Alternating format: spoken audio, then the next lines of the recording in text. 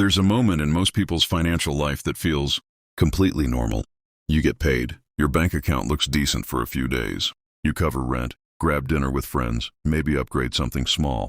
A new phone, a slightly nicer apartment, better flights when you travel. Nothing reckless, just normal life. And if someone asked whether you're financially responsible, you'd probably say yes. You're not gambling money. You're not buying sports cars on credit.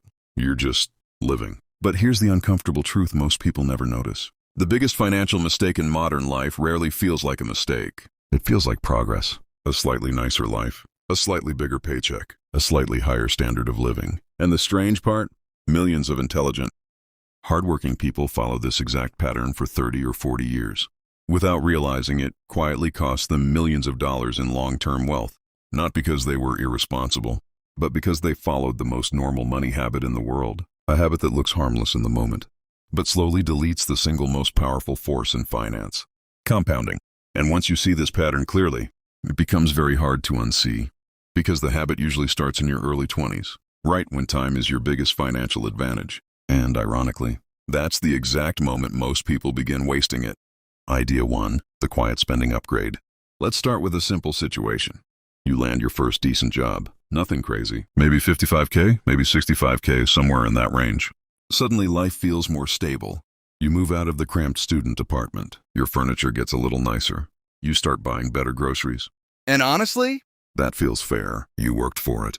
No one looks at this moment and thinks, ah yes, the beginning of my financial downfall. But something subtle begins happening. Your cost of living quietly adjusts upward. And once your lifestyle moves up, it almost never moves down. That $3 coffee becomes normal, then $6, then the occasional $18 lunch. Subscriptions appear. Streaming, fitness apps, food delivery, software tools, convenience fees. None of these are dramatic, but they slowly create a new financial baseline, a lifestyle that quietly requires your next paycheck. And here's where the trap begins. Because when your income increases later, you don't notice the opportunity. You just upgrade the lifestyle again. New job, higher salary, slightly nicer apartment, better vacations, a car upgrade. Still nothing irresponsible. But something important is happening behind the scenes. Your future wealth is slowly being converted into present comfort. And that trade happens so gradually, it never feels like a decision. Just normal life. But this is where the real cost begins. And most people miss it entirely.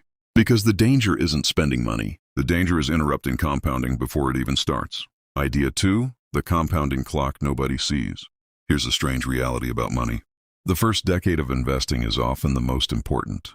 Not because you're earning the most, but because time is doing most of the work. Think about two people. One starts investing at 22. The other waits until 32. Same income, same investments, same discipline. The only difference is time. And yet the difference in long-term wealth can easily reach hundreds of thousands, sometimes millions. Not because one person was smarter, because one person protected 10 extra years of compounding. But this is where the normal habit becomes dangerous. Those early years, your 20s, are usually when lifestyle upgrades begin. Higher rent, better travel, new gadgets, more social spending, and none of it feels like a trade-off. But every dollar spent in your 20s is quietly doing something else. It's deleting a future dollar that could have compounded for 30 or 40 years. Now pause for a second. Think about this question honestly. When you buy something today, do you think about the price or the future value of that money? Most people only see the receipt. They don't see the decades, because compounding is slow at first, painfully slow, almost boring. The first few years barely move the needle, which makes it incredibly easy to ignore. But that slow beginning is exactly why the habit becomes dangerous. Because the real growth happens later, and if you delay the start, you shorten the entire curve. And this is where the story gets a bit uncomfortable. Because the habit we're talking about isn't rare. It's the default. It's what almost everyone around you is doing, which makes it feel safe. But safe doesn't always mean smart. Idea 3, the social pressure nobody talks about. Let's be honest about something. Money decisions are rarely just about money. They're about identity, status, belonging. You move to a city. Your friends upgrade apartments. Someone buys a nicer car. Another friend starts traveling internationally. Suddenly your own life starts to feel slightly behind. Even if no one says it out loud. So you upgrade a little too. Nothing dramatic, just enough to keep pace. But that quiet comparison has a hidden cost, because lifestyle expectations rise much faster than wealth, and this creates a strange modern pattern. People earning 70K feel broke. People earning 120K feel broke. Even people earning 200K sometimes feel financially stuck, not because they are poor, but because their lifestyle expanded with their income.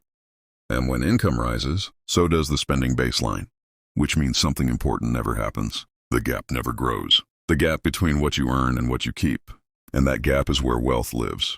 Without it, compounding has nothing to work with, so people continue upgrading their life, while unknowingly delaying financial freedom by decades. Now here's the moment where some viewers quietly realize something, not about people in general, but about themselves. Maybe the raises came, but the savings didn't. Maybe the lifestyle improved, but the investments didn't grow the way you expected. If that feels familiar, you're not alone. This is one of the most common financial patterns in modern life. And it doesn't happen because people are irresponsible. It happens because the habit feels perfectly normal.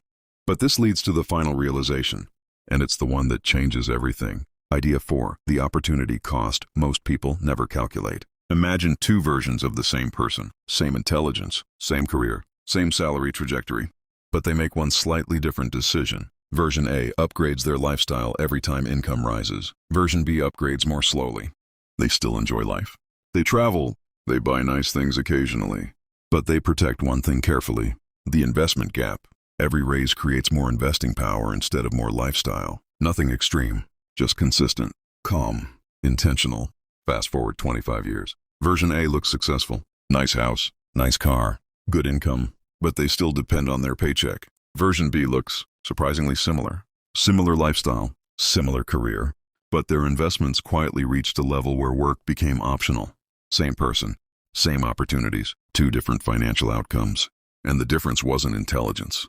It was how they handled normal money moments. Those tiny decisions when income increased, moments most people treat casually. But those are actually the moments that determine whether compounding works for you or whether it never really gets the chance. Because wealth rarely disappears through dramatic mistakes. It disappears through normal habits repeated for decades. And this is where the story shifts. Because once you see the pattern, you realize the solution isn't complicated, but it does require a mindset change. The goal of money isn't constant upgrades. It's control over time, control over your schedule, control over where you live, control over what kind of work you choose to do. And compounding is the quiet system that makes that possible. But compounding only works if you give it two things: time and space. Time comes from starting early. Space comes from protecting the gap between income and lifestyle. This doesn't mean living like a monk. It doesn't mean saying no to every upgrade. Life should still feel enjoyable. But the difference is intentionality. When income rises, you pause. Instead of asking, "What can I upgrade?" you ask something different. What portion of this raise should my future self keep? That one question changes everything, because suddenly raises become wealth accelerators instead of lifestyle expansions. Compounding starts working earlier. The investment curve becomes longer, and over decades that curve quietly becomes powerful, not overnight, not dramatically, just steadily. And that's the part most people underestimate. Wealth rarely looks impressive in the beginning. It looks boring, slow, uneventful, until one day the system has been running long enough, and the results become impossible to ignore. Which brings us back to the normal habit we started with: spending first, investing later. It feels harmless, but over time it quietly deletes the very thing that creates long-term freedom. The compounding clock. The good news: once you notice the pattern, it becomes surprisingly easy to change. You don't need extreme strategies. You don't need perfect timing. You just need to protect the investment gap whenever life improves. Because life will improve, careers grow, income rises, opportunities appear. The only real question is what you do when those moments arrive. Upgrade everything, or let compounding quietly build something bigger in the background. Most people choose the first option, which is exactly why the second option works so well. And once you start noticing how lifestyle upgrades slowly expand, you'll realize something else. There's another financial pattern that silently destroys wealth in a very similar way, one that looks like success, but often delays financial freedom for years. And if you want to understand that trap before it catches you, watch the next video on your screen. The lifestyle upgrade that secretly destroys wealth.